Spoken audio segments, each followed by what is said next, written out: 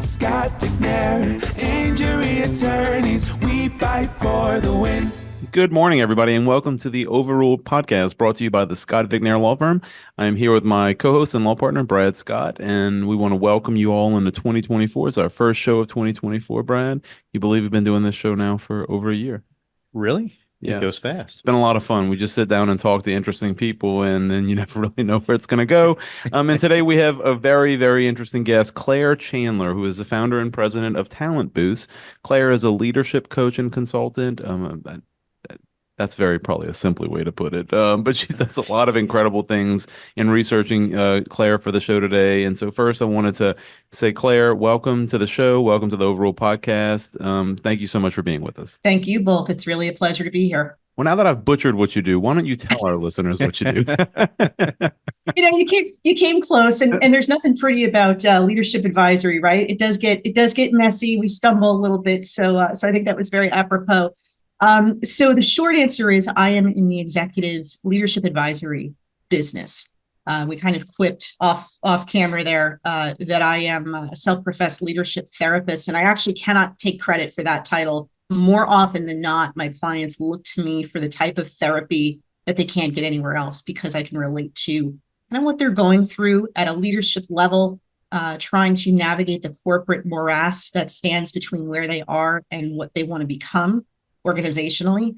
And so I do a little bit of all of that, drawing upon my corporate experience and my experience as a business owner and leader to help them through that forest and to get aligned between their team, their purpose, and where they're trying to grow. Brad loves that. We were talking on the show about it because I probably also need some leadership therapy now that we're talking about it. But isn't it like when you boil it down, right? I tell Brad all the time, there's a lawyer, his name's Ben Glass, and he had started this organization called Great Legal Marketing. And he's kind of like become my pseudo therapist in watching his podcast. You're just not paying him separately. I'm just not paying him separately. It's in the membership of the organization.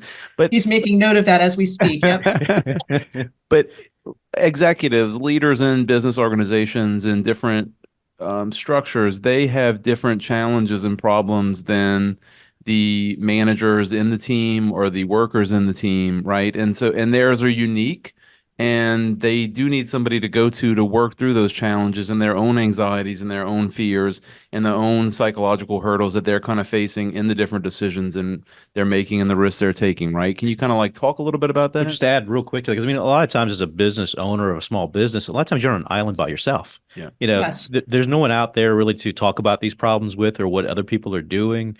You can really feel alone a lot of times and not know where to go. You think just because you have a business, you're automatically kind of thrust into this leadership role, but it's not by default. Leadership needs to be created and taught, and it's a skill that needs to be learned. But kind of talk about that a little bit. Where do you take these people, and how do you kind of help bridge that gap for them? Yeah, it's definitely something that people don't talk about on their way up to as they ascend the leadership ladder, or as they aspire to be owners of their own business and captains of their own ship, so to speak.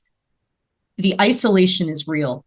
And, there has been a lot of talk over the last 10 plus years, this shift toward the concept of servant leaders. And while I'm a big advocate of servant leadership, it is all based on the premise of putting your people first and being there to support their success. And what often ends up happening with leaders who strive to be servant leaders is they don't take the time to refill their own cup. When they ascend to a more responsible leadership role and a bigger role, they often find that they are more and more alone. They're isolated by the sort of self-sabotage that we all, I think, fall victim to. You ask anybody if they're truly being honest, whether they are a well-established CEO or a first-time manager, imposter syndrome is real. Yeah. And I think it's when leaders fail to recognize and acknowledge that they are beautifully flawed, that they do not have all the answers, and that the reason that they have a team in the first place is because they're not supposed to do everything or know everything on their own. The moment they step into that place of being flawed, being imperfect, and being vulnerable is when the magic starts to happen. And so part of the way that I help my clients, and I work specifically with larger organizations that are on a path of growth, but I also help startups that are trying to get into a more mature point of their evolution, and certainly solopreneurs to some extent. But my sweet spot is really the larger organizations.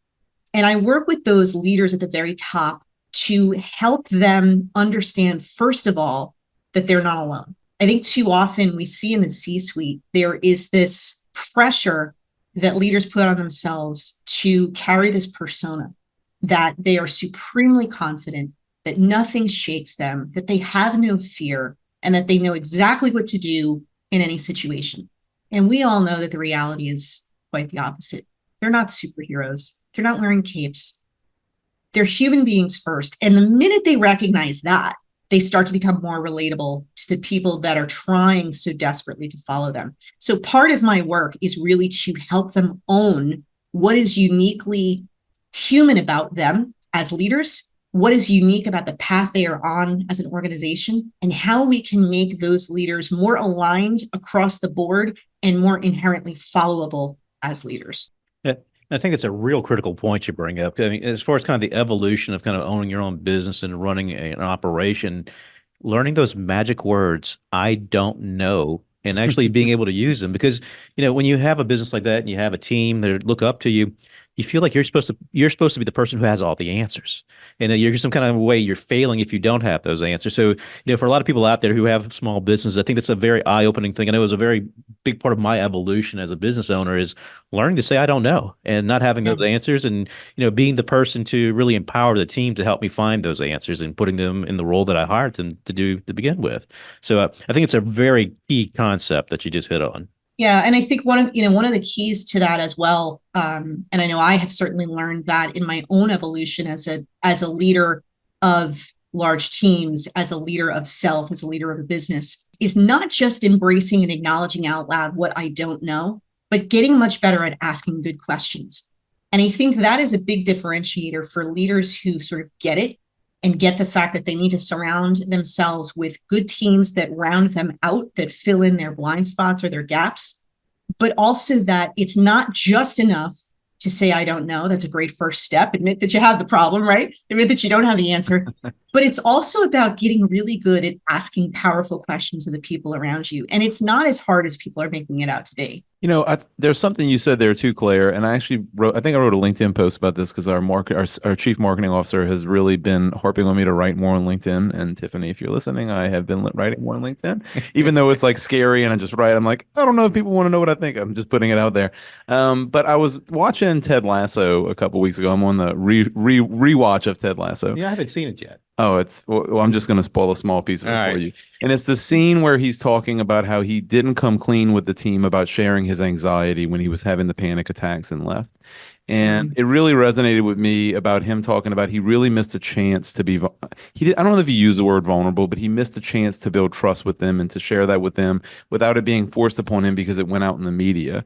And that really was a big thing for me to think about, like for 2024, and challenge myself about being more vulnerable with the team that works with me. Can you talk a little bit about, because it's not something you think about intuitively as a leader, like as you start to challenge yourself and try to grow and learn more and more, once you're managing more and more people, you do think almost in your head, it's rudimentary and dumb when you talk about it right now, but like you just think like, oh, I'm supposed to be like this guy who knows everything and everybody thinks I'm invincible. But the more and more I realize that the more you are vulnerable, the more you open up, the more the team trusts you and respects you, and there is some magic that kind of gets baked in there. Can you talk a little bit about that aspect of it, about being vulnerable? Yeah, I love that. And you already hit on the fact that there's a direct correlation between demonstrating authentically vulnerability and building trust. I was having a conversation with a leader not too long ago. We were breaking bread. We had dinner together, and it was interesting to get people, when I have a client who I can get out of their element, where they're not sitting in their office or they're not sitting in a conference room surrounded by their team, and it's just the two of us, may or may not have been aided with wine. I will neither confirm nor deny. But when their walls come down and we talk as humans, what was interesting about that conversation was I was looking for an opportunity to ask her, some of those points of vulnerability, some of those invitations to get vulnerable. And I was looking for an opportunity to ask her things like, what's keeping you up at night? What are you most fearful of in terms of the business? And before I could even do that, she let down her walls and she said, on my team, the person that I struggled with the most was not who I thought she was going to say, and I had spent a good amount of time with her team, and it was somebody other than the person that I thought of, because outwardly they had the biggest personality difference. And she said this other person, and I said, why do you think that is? And she said, well, for some reason, she doesn't think I'm being authentic, and therefore she does not trust me. And we kind of probed that a little bit. And this was not a coaching conversation. This was a business dinner. This was just sort of, let's get to know each other, break bread, have some wine, perhaps, and relate on a more human level. But what was interesting was what she was most worried about was the part that she was defending to the death. And what I mean by that is she was not being fully authentic. She was not being vulnerable. She was actually creating an environment on her team where people were penalized either for not having the right answer or for having an answer that conflicted with hers. Yeah. And all of those things were chipping away at trust. And no longer walk in, a leader does no longer walks into a role automatically gaining the trust of their team. It is earned in both directions. Yep. And the leader who walks into a room believing that the team has to demonstrate their trustworthiness solely is the one who has already missed the point. So the vulnerability part, I want to just kind of double down on the importance that it has to be authentic. I unfortunately have seen too many really charismatic leaders who manufacture vulnerability, who tell a story so often that the first time you hear it, it feels so emotional and it feels so resonating until you're in the audience multiple times and you realize it's an act. And your people are watching, just like if you have young kids and you learn the hard way, they're constantly listening and they're picking up on everything you're saying, the vibe that you have in the household. Your people are watching you as well. And the minute that you are faking authenticity or manufacturing vulnerability, you're losing the trust of your team. And once the trust is broken, it is extremely difficult to get it back. Yeah, that's a great point. What are if I could follow up on that, Claire, what are two or three things that you see among the really effective operators, whether it be, it could be a chief marketing officer or a CFO or a CEO or a project manager, whatever it is. What are some of the two or three like key qualities that you see you're kind of common amongst the main really effective operators that you've trained and worked with over the years? I would say the first one without question is it's kind of a combination of focus on the mission and a deep conviction in that mission. And so what I mean by that is, I ask leaders all the time, especially when I'm first working with a new organization, what is their mission? And if I catch them kind of looking off to the side and trying to recall the wording of their mission statement on their website, I know we have a lot of work to do, right? Because organizations, I think, mistake a mission statement with what is truly their purpose. Why are they in business to begin with? And if it's just some flowery sort of stakeholder friendly language that you've got on a website that you can rattle off because you memorize it and you're proud of doing so, you're missing the point. And so I think leaders who have a deep conviction and belief in what they're doing and why that matters, whether it's to a regional customer population or on a more global scale, those are the ones who can actually go out there and get people to follow them. And there's a huge difference between standing in your conviction and going out and trying to convince others why your mission is the right one. The leaders who do deeply believe in the purpose and the trajectory that they are on as an organization and go out from that place of deep conviction versus going out from a place of trying to sell you on why that trajectory is the right one, those are the ones who are going to make it over the long haul. So it's focus and conviction is probably the first one. And a real prerequisite to that before you even get there is you have to have a real clarity in what the business is about and what's going on, because without the owners or the leader, the top leadership really sitting down and figuring that part out, you're just kind of flailing until you get there. Yes. No one can have a focus on the mission unless they really know what that mission is, and you got to believe in it. That's really got to be thought through. And I think the point you made, a lot of people when they sit down and do mission statements and goals and stuff like that, a lot of times it's just flowery language they're pulling from somewhere else, and that's critical. And that's something I've done the last couple of years with my part of the practice is really kind of sit down and figure out and clarify why are we doing what we're doing, what's our purpose here, And then it's amazing once you kind of clarify those things, everything else becomes so much easier, and everything else It's just kind of so much flows from it. easier. Yes. Yeah, So I would yeah. really, encourage people, sit down, especially we're filming this at the beginning of the year. But as far as when you sit down and do your business goals and your planning, the first thing you should do on top of that list is really kind of clarify, and rethink those things. You may have done them before, revisit those things, and really kind of spend some time focusing on it. Because that makes everything else so much easier. This is one of those do not pass go moments. Exactly. To your point, you absolutely should not enter a new performance year or a new week for that matter without being completely clear on what it is that you're going after and why that matters. And also to your point, revisit that often, not because you want to second guess the mission or the purpose that you're pursuing, but to make sure that you are continuing to put in strategies and set goals and outcomes and intentions that are in alignment with that purpose. It doesn't matter the size of your company. You could be a sole practitioner. When I first formed my company 10 plus years ago now, I had a general sense of how I wanted to spend my time and the types of people I knew I would enjoy spending time with. But I didn't do that foundational work right out of the gate. And I found later on in my business, it really served me to do that inner work first, to say, of all the things that I could do and all the people I could serve, what are the things that are really going to allow me to step into my full genius zone, my full fast lane in ways that motivate me? Because if I am not feeling motivated to serve you as a client, you're not going to get my best. And then I'm going to, it's sort of that vicious cycle. So I think absolutely this is one of those do not pass go moments. And it is one that regardless of the size of your organization, as you grow, the larger you get and the longer you are in business, the more essential it is to revisit that purpose and make sure that you are completely in alignment. And just to add a little bit to that, because I find a lot of people when they're starting their businesses, they're just trying to make a profit. They're trying to get their head above water. But what happens too often is people's business kind of get created by what I call by default. They throw money, they throw people at problems. It's what's the next big thing that it needs to get attention. And the business becomes a product of just default fixing problems as opposed to the design.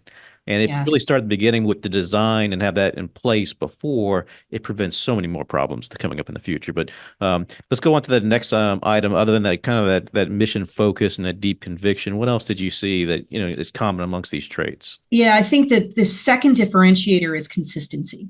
And again, it's why getting really dialed in on your mission and your purpose and being very focused and standing in your conviction around why that is so important is that important first step, that vital first step, so that then all of your messaging, all of your communications, all of your interactions with other people become about what moves the needle closer toward that longer term vision or that mission, right? Consistency is extremely important because, as they say, when your people are watching your leaders, if there's a disconnect between what they say is important and what they do, people are going to follow your actions. They're going to see those as a testament to what you deeply believe. And so when there is inconsistency, when there's a gap, when there's a disconnect, people are going to start to wonder what you really stand for, who you really are. If leadership is just a persona that you put on in the morning and you take off at night, or if it's an obligation that you deeply hold to do something better and to do right by your people. So I think consistency is a very key differentiator. And again, that's why authenticity and vulnerability are so important, right? You said before, once you have clarity around your mission, a lot of other things become so much clearer and so much easier. Your decisions are much easier. They come much faster. You can make better decisions once you know what's the ultimate prize and how are you going to get there and what won't you tolerate. And it is a lot easier to be consistent in your messaging, in your communications, in how you show up day in and day out when you've done that groundwork, that foundational work, and you've arrived at a purpose that you deeply believe in. So consistency is number two. And then I think the third one you've already kind of touched upon, which is trust. Leaders who have the trust of their teams and who trust across teams win.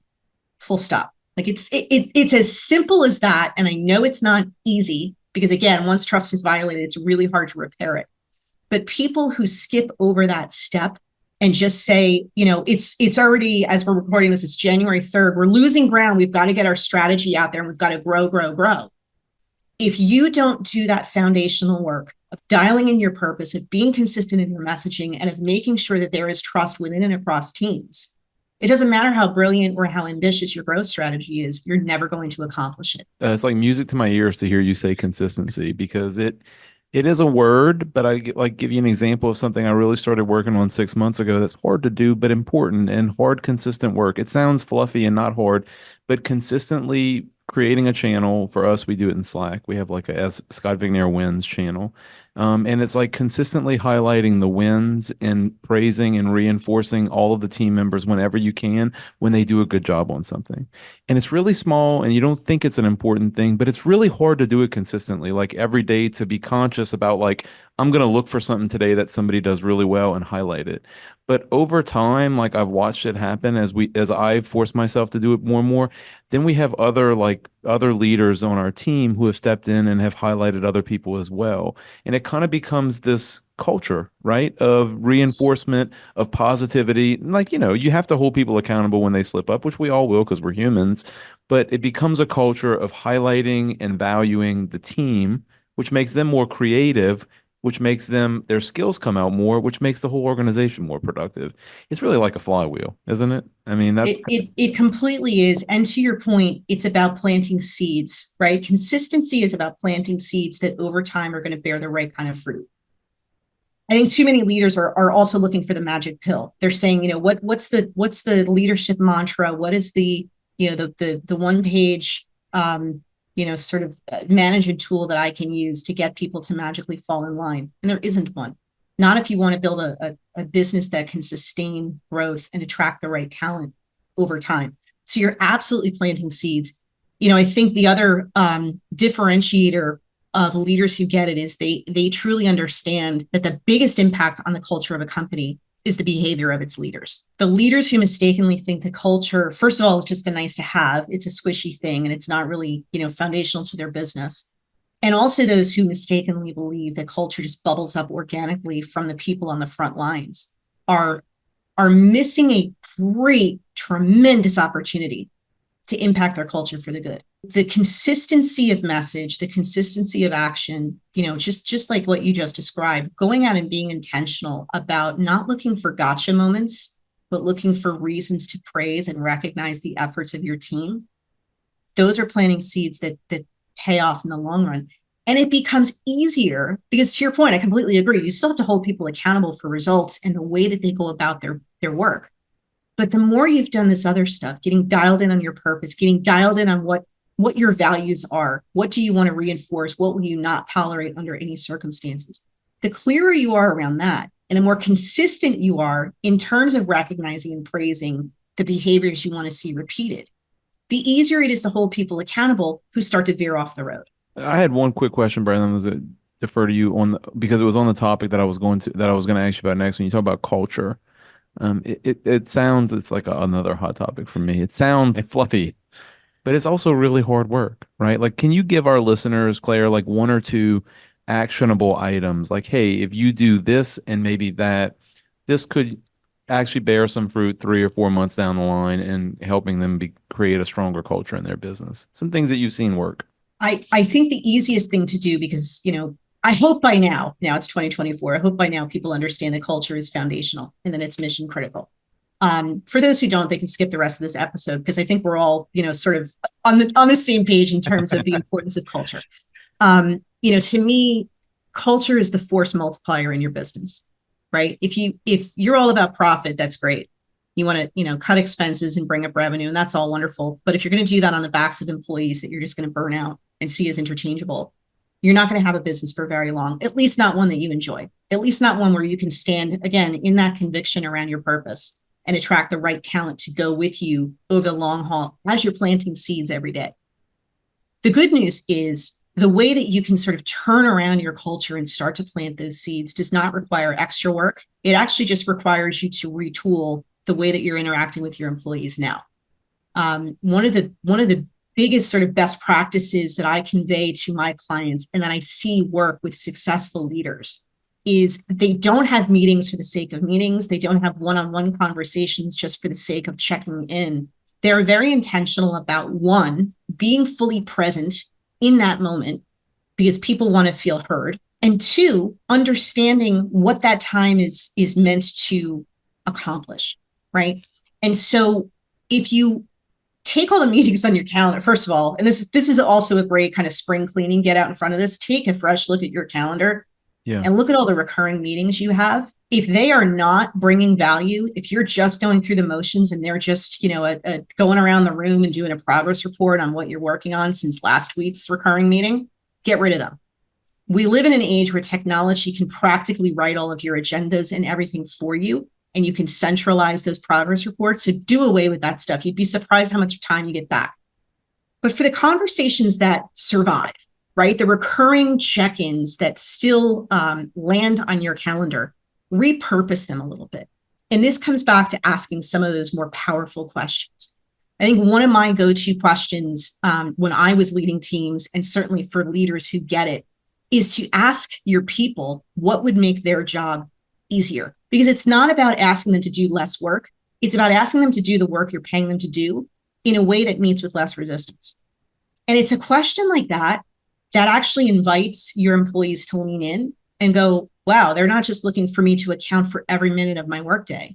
They're wanting to know how they can tangibly remove obstacles, break things down into less complex steps so that I can get enjoyment out of the job that they're paying. Yeah, kind of going back to that culture thing. It was a conference I went to the last couple of years, and it was kind of my eye-opening moment about culture because, for a long time we just had our heads down, we're just kind of working hard, trying to make things happen, and kind of always thought before that culture was kind of like just the result. It's what happened after you did all that stuff. But the speaker at that particular conference was really big on designing that culture that you want with an intent, and going back to by design as opposed to default, but then kind of policing that culture. Yes. And you got to be extremely protective of that culture and what you will tolerate, what you will not tolerate. And it's got to be, I hate to use the word, it's got to be kind of kill on sight for people who do not comply with your requirements. Maybe they get a warning or two, but if they don't fit in, you have to get them out of there because, as I say, one bad apple type of situation. So, yeah, I think you can't overstate how important culture and policing that and putting that into place ahead of time and being very cognitive about what your culture is, how important that is, as you say, kind of like a key step in success. Without it, I don't think you can go anywhere. Absolutely. And also making sure that everyone understands it's a shared responsibility to nurture and to preserve and to defend that culture. While leaders have the biggest impact on a culture, that is not to say that the individual contributors on the front line make no impact at all, right? But they are an extension of the leadership. You've said this a couple of times, and I think it bears repeating, you get what you tolerate.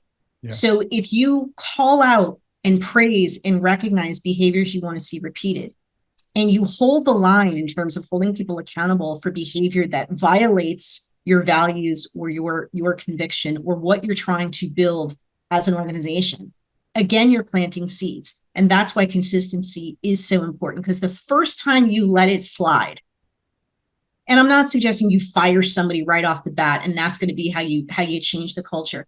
But the first time you turn a blind eye to behavior that is deleterious to your culture, how about that for a big word, right? I love that. I was about to say, what a word, yeah. Deleterious. And you turn a blind eye to that, it starts to snowball because your people are watching. They see what gets rewarded. They see what gets advanced to the executive wing, and they see what gets incentivized.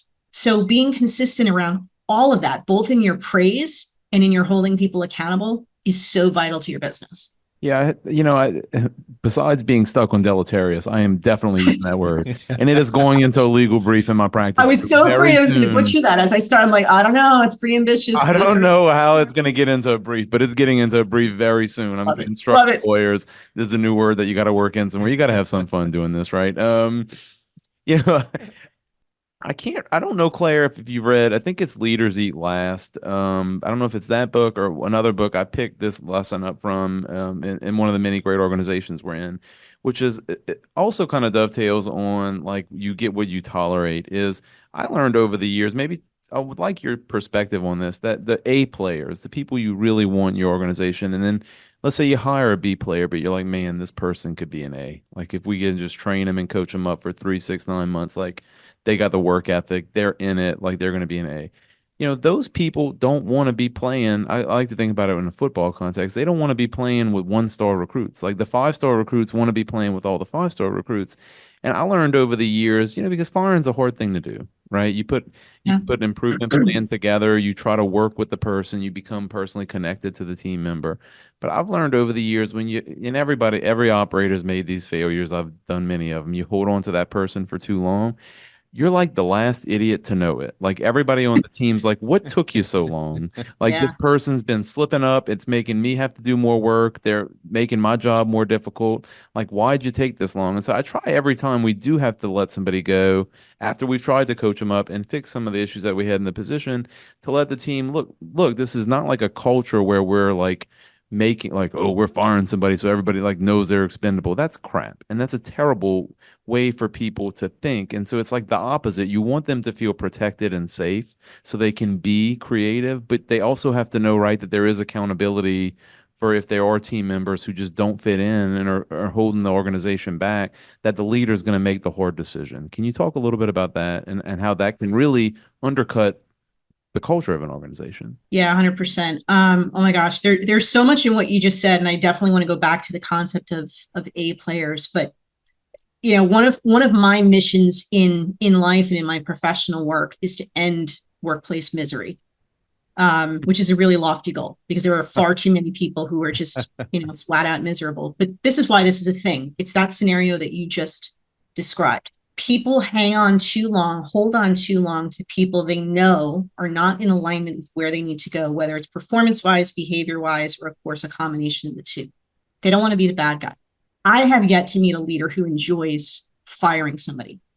Even the most hard-nosed, hard-line, devoid of personality seeming leaders, nobody likes to fire people because you are actually impacting their lives.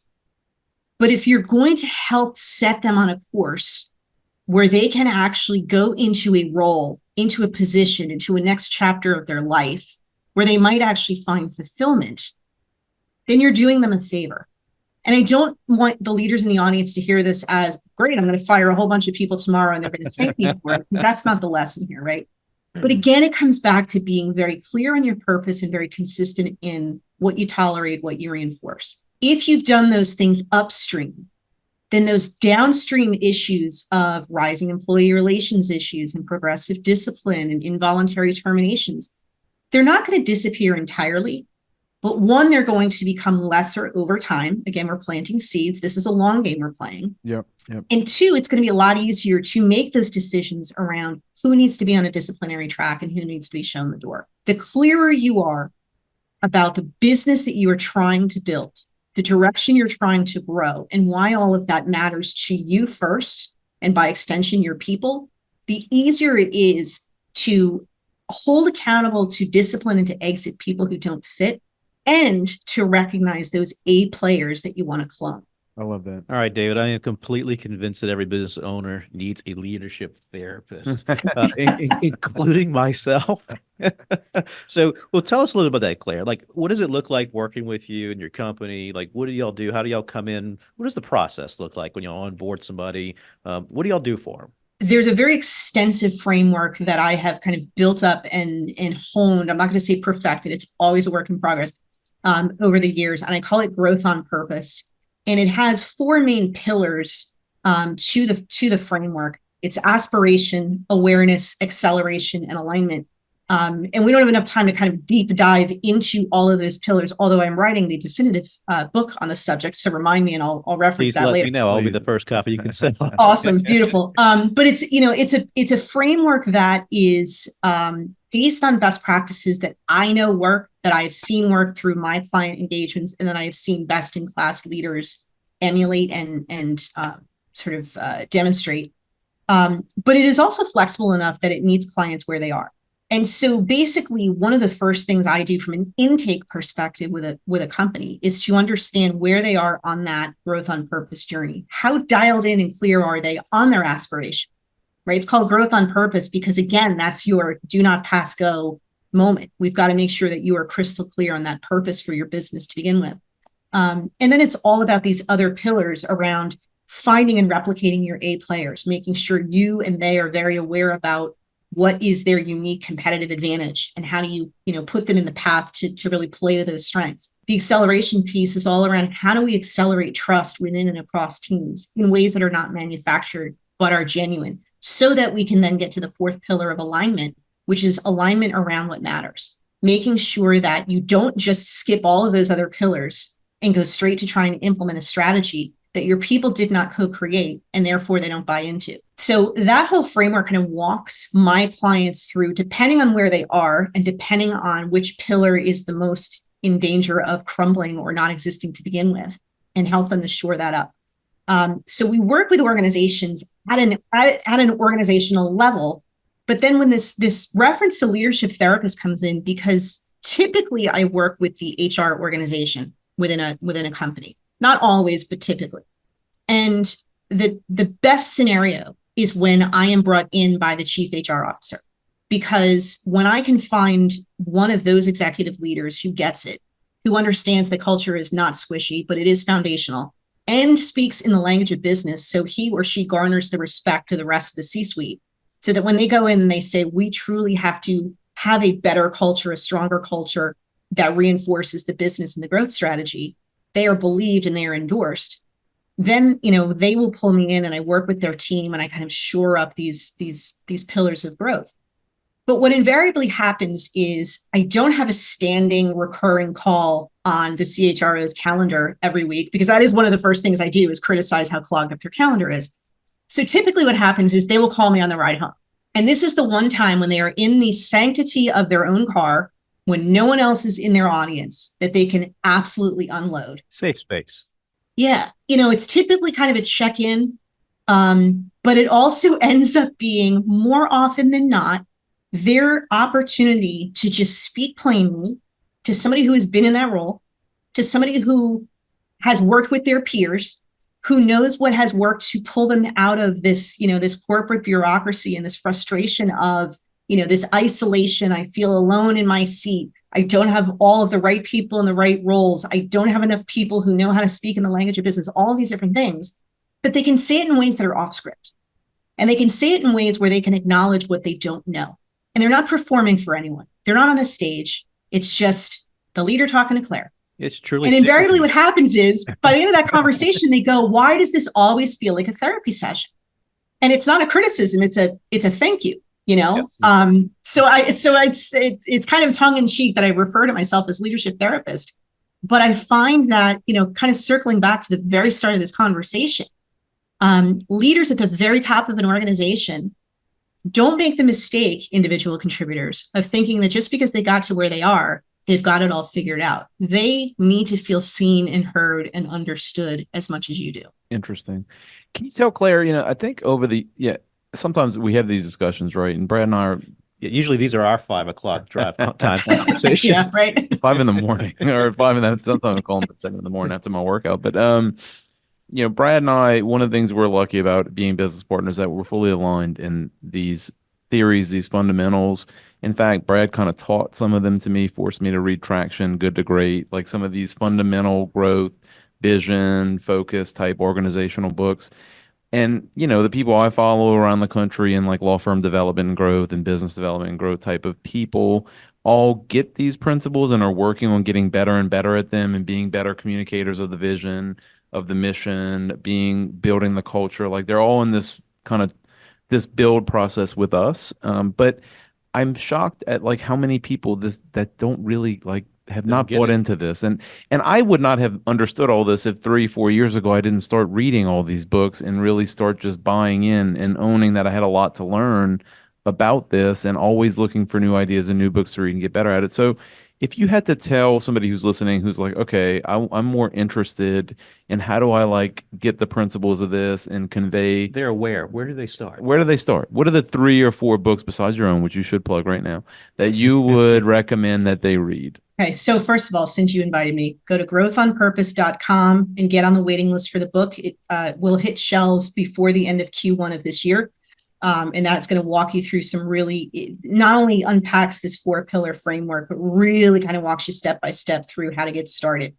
You already mentioned a couple of great books. Good to Great, of course, is wonderful. If you have the time, I highly recommend Ray Dalio's Principles. Brad, It's on my shelf and it's highlighted in bookmarked. Brad is like obsessed with Ray Dalio. Like, Yeah, I mean, you said it, how, I was how like, could you oh not be, Lord. right? Yeah, and it's just, it also sounds really impressive to say that you read Ray Dalio's Principles. Let's face it. I mean, but there are so many principles within the book Principles, that Ray sort of speaks to in terms of really getting dialed in on what you tolerate, what you won't. And how do you hold people accountable? So that one's great. And I think one of the great things about that one is it is the table of contents is very well detailed. So you can kind of jump in. You don't have to read it from cover to cover. But I've also found it's not the type of book that you can read on Audible or sort of listen to. You really have to dive into the pages. It's more, I consider it more of like a reference manual. So when I'm dealing with an issue, you can kind of dive in where you need, read a little on it and kind of from there. Yes. Yeah, so I would say that's a great one. One that is a much quicker read, and I found to be extremely valuable, is Patrick Bet-David's Your Next 5 Moves. Very much quicker read, really practical information. Kind of talks about living your future truth. I don't remember if that verbatim is the phrase, but sort of understanding where it is that you want to be, and really planning out your moves to get there. I did this rant this morning, speaking of social media, around this concept of New Year's resolutions. The gyms are never as crowded as they are the first week of January. And then about, by end of January, early February, you're back to your diehards, right? If exercise were really that important to you, you wouldn't have to wait for January 1st to go hit the treadmill. Number one. Yeah, absolutely. And in part 2 of that rant is all about goal setting. And I think too many organizations and too many teams start January and they say, let's set goals for this year. And they're starting at the wrong end. Rather than just saying, okay, it's January, we need to set goals in motion.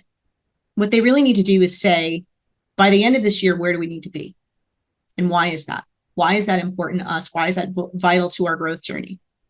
Because again, the more dialed in you are, the more clarity you have around the destination you're trying to reach, the outcomes you're trying to have, the more intentional you can be about goals that move the needle toward that, rather than just setting goals for the sake of setting goals. Well, everyone has to have 3 to 5 goals and they have to be smart. And let's add a development goal.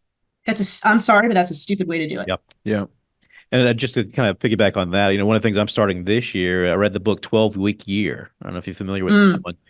But we're breaking everything now in my section to 12-week years. It's just to keep everybody a lot more focused, come up with maybe a few less goals, but things that we can focus on for a particular quarter. And we're going to live and die by that quarter. And when that quarter is done, we're finished. We're moving into that next year period. But that mentality of kind of more of a sprint and getting these things done, because it's too easy. You set these things in January.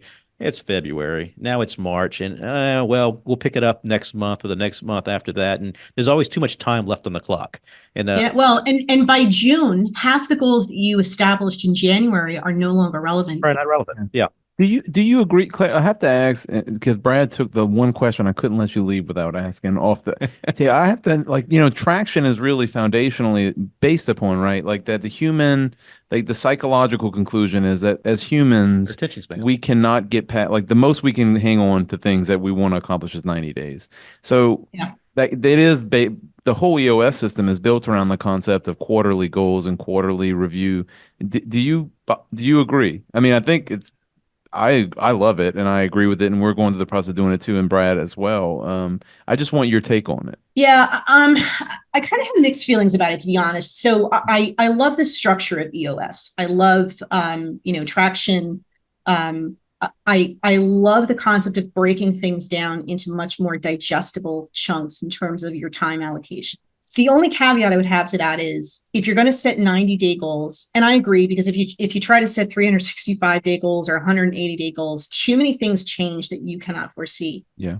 If you want to do them in chunks of 90 days, that's fine, as long as you have done that visionary work of where do we need to make sure we land by the 4th 90-day window. Yeah, you have to have the long-term strategic goals and everything else that lay on top of this, and then you're breaking it down into those smaller quarter goals. Yeah. Yeah, but it brings up again. I think most people, not everybody, most people thrive in more structure. They don't know Especially your A where to players. start. They like structure. They like numbers. Yes, exactly. And so one of the great things about the whole EOS system is that it gives you that structure so that you're not, especially for entrepreneurs, because that's what it's built for. We are control freaks, but we don't like a lot of structure. We don't like a lot of rules. That's why we don't work for other people. Yeah. So, we kind of buck up against that structure, which I think is also why this steady diet of 90-day sprints is more conducive to the entrepreneurial mindset. So I think that's really important. Fascinating discussion. Claire, we really enjoyed having you on the show, and we could probably go another 2 hours. Well, before you go, though, you mentioned the website growthonpurpose.com. Where else can our listeners go to find you and connect with you? So as far as social media, LinkedIn is where I spend most of my social media time. I'm on Facebook too, but don't bother. ClaireChandler.net is Same. my, yeah, right. So ClaireChandler.net is my kind of personal branded website, and then TalentBoost.net is the business website. Perfect. And we encourage everybody out there listening, listen, this is all really good information. If you're really serious about business growth and taking your business to the next level, these are foundational pieces you need in place. Just like any professional athlete needs a good coach to kind of get them to that next level, we need the same thing as leaders. So seek out a leadership therapist, Claire, or someone like that if you can. I think this is a great conversation to have at the beginning of the year, especially with people at goal setting right now. Yeah. Thank you so much for being with us, Claire. Hope to have you on again soon, and hope to connect with you on LinkedIn, and love to learn more about you.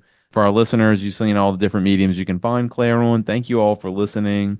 This has been, once again, a great episode, Brad, of the Overrule Podcast, brought to you by the Scott Vicknair Law Firm.